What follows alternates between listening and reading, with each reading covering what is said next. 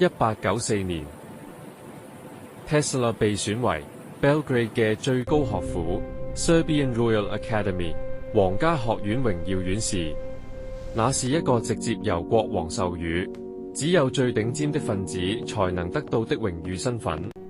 另外，《Electrical World》雜誌編輯、美國電氣工程師協會副會長 Thomas Comerford Martin 出版了第一本關於 Tesla 研究的書籍。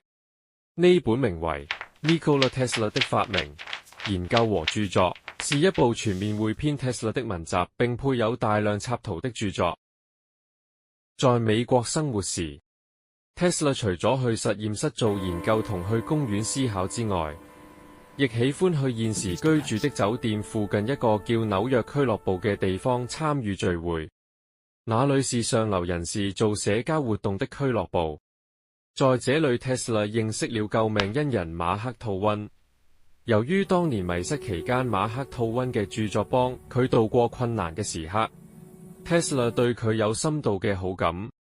當真正認識後，更發現大家都有共同興趣而成為莫逆之交。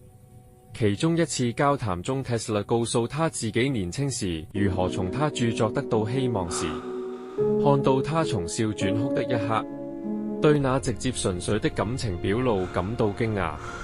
馬克吐溫後來經常到 Tesla 嘅實驗室作客，兩個人從文學藝術到科技發展無所不談。而馬克吐溫亦很喜歡參與 Tesla 嘅實驗，他曾親身把玩閃電球，試照未命名的 X 光照片。更有趣的是，馬克吐溫那段時間腸道不佳，知道 Tesla 有機械是有震盪效果後，更直接坐上震盪器把玩一番。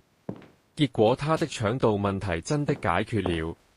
雖然兩人的行為令人啼笑皆非，但其互相信任有好程度是真的真切非虛。